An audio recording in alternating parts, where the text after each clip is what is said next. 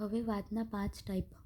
પ્રાણ આદિ ભેદાત પંચ આત્મા વાયુ. એટલે શું કીધું કે પ્રાણ અને બીજા 4 એમ કરીને આત્માના 5 ટાઈપ છે. આટલી સંસ્કૃતની રીટી નહીં કરું તો ચાલશે, અહીંયાથી ચાલુ કરવાનું. પ્રાણવાદનો શ્લોક. પ્રાણ અત્ર મૂર્ધગ ઉર કંઠચરો બુદ્ધિ હૃદય ઇન્દ્રિય ચિત્ત ધ્રુક સ્થીવન સવથ ઉદ્ગાર નિશ્વાસ અન્ન પ્રવેશકૃત. હવે એનો મિનિંગ લખવાનો કે લોકેશન મેઇન કયું પહેલું જે હશે એ મૂર્ધગ એટલે હેડ. પછી કઈ મૂવિંગ પ્લેસ ક્યાં ક્યાં જશે તો ઉર અને કંઠમાં એટલે કે ચેસ્ટ, ઉર એટલે કંઠ એટલે થ્રોટ. હવે એના ફંક્શન તો શું તો કે મેન્ટેનન્સ ઓફ ઇન્ટેલ એટલે બુદ્ધિ, સેન્સ ઓર્ગન ઇન્દ્રિય, ચિત્ત એટલે માઇન્ડ, પછી સ્પ્લિટિંગ સ્થીવન, પછી ક્ષવથુ એટલે સ્નીઝિંગ, ઉદ્ગાર ઓડકાર ખાવું ઇરોક્ટેશન, ઇન્સ્પિરેશન ને એક્સપિરેશન એટલે કે નિશ્વાસ, અને અન્ન પ્રવેશ એટલે કે સ્વેલોઈંગ ઓફ ફૂડ. આ પ્રાણવાતનું ફંક્શન છે. શ્લોક કરવાનો છે. શ્લોકના સંસ્કૃત વર્ડના મિનિંગ યાદ રાખવાના છે. પછી બીજો ટાઈપ છે ઉદાનવાદ. ઉરસ્થાનમ ઉદાનસ્ય નાસાનાભિગલ્લાંશ્ચરિત વાક પ્રવૃત્તિ પ્રયત્ન ઉર્જા બલ વર્ણ સ્મૃતિ ક્રિયા. મેન પહેલું જે હશે એનું મેન લોકેશન એટલે કે ઉર એટલે ચેસ્ટ. પછી ક્યાં ક્યાં જશે તો કે સ્થાનમ ઉદાનસ્ય નાસાનાભિગલ્લાંશ્ચરિત. નાસા એટલે નોઝ, નાભી એટલે અમ્બિલિકસ ને ગલ એટલે થ્રોટ.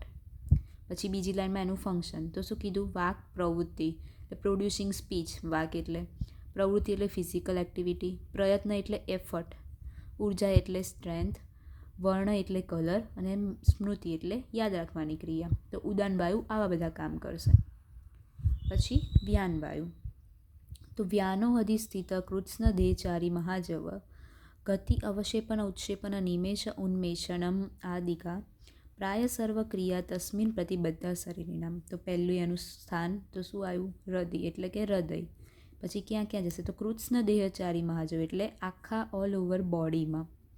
હવે એના ફંક્શન તો કે મૂવમેન્ટ ગતિ કોની કઈ બાજુ તો કે અવક્ષેપન એટલે નીચે બાજુ, ઉપક્ષેપણ એટલે ઉપર, નિમેષ ને ઉન્મેષ એટલે ઓપનિંગ એન્ડ ક્લોઝિંગ ઓફ આઈલિડ્સ. અને બીજા આવી રીતે કોઈ બી મુવમેન્ટને રિલેટેડના કામ કરશે જેમ કે flow of sweat and blood, પછી separation of nutrients waste products, પછી supplying nutrients to all over the body parts. મુદ્દે વ્યાન વાયુ શું કરશે સર્ક્યુલેશનને રિલેટેડ કામ કરશે. કઈ બી વસ્તુ લાવવા જવાની હશે કે એને અલગ કરવાનું હશે એનું કામ કરશે વ્યાન વાયુ.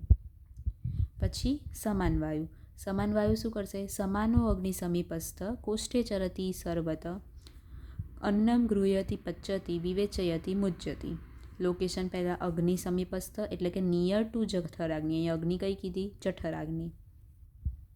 પછી ક્યાં ક્યાં જશે તો કોષ્ઠે ચરતી સર્વત્ર એટલે આખા કોષ્ઠમાં. કોષ્ઠ એટલે ગેસ્ટ્રો ઇન્ટેસ્ટાઇનલ ટ્રેક્ટ. પછી બીજી લાઈન એનું ફંક્શન તો શું કીધું અન્નમ ગૃહ્યતિ એટલે કે રિટેનિંગ ઓફ ફૂડ પાછું લાવવાથી બચાવશે. પછી પચતી એને ડાયજેશન કરશે. વિવેચ્યથી મુજ્યતી એટલે કે separation of essence and waste product. સારો ભાગ અને ખરાબ ભાગ વચ્ચેનું સેપરેશન કરશે. તો સમાન વાયુ શું કરશે ડાયજેશન રિલેટેડ કામ કરશે કે ખાવા પાછું આવવાથી બચાવશે, ડાયજેસ્ટ થઈ જશે. પછી જે સારું અને ખરાબ છે એને ડિફરન્ટ કરશે. એટલે હવે ડાયજેશનનું કામ છે તો ઓબ્વિયસલી એ સ્ટમકમાં જ હોય એટલે એનું લોકેશન જઠરાગ્નિ. પછી આ બધું ફરવાનું કામ છે તો હાર્ટમાંથી જ બધું બ્લડ આવે ને જાય ને બીજા બધા ન્યુટ્રિયન્ટ્સ થાય એટલે આ એને રિલેટેડ છે. પછી ઉદાન વાયુ શું કરે છે તો બધું વાક પ્રવૃત્તિને બધું એની રીતને એનું પેલું એ છે લોકેશન. અપાન વાયુ. અપાનો અપાનગ શ્રોણી બસ્તી મેઢ્ર ઉરુગોચર શુક્ર આર્તવ સકૃત મૂત્ર ગર્ભ નિષ્ક્રમણ ક્રિય. એનું મેઇન લોકેશન શું અપાનો અપાનગ એટલે કે રેક્ટમ નાભીની નીચે. પછી મૂવિંગ પ્લેસ તો કે શ્રોણી એટલે પેલ્વિસ, પછી બસ્તી એટલે યુરિનરી બ્લેડર, મેઢ્ર એટલે પેનિસ, ઉરુગોચર એટલે ગ્રોઇન એરિયા.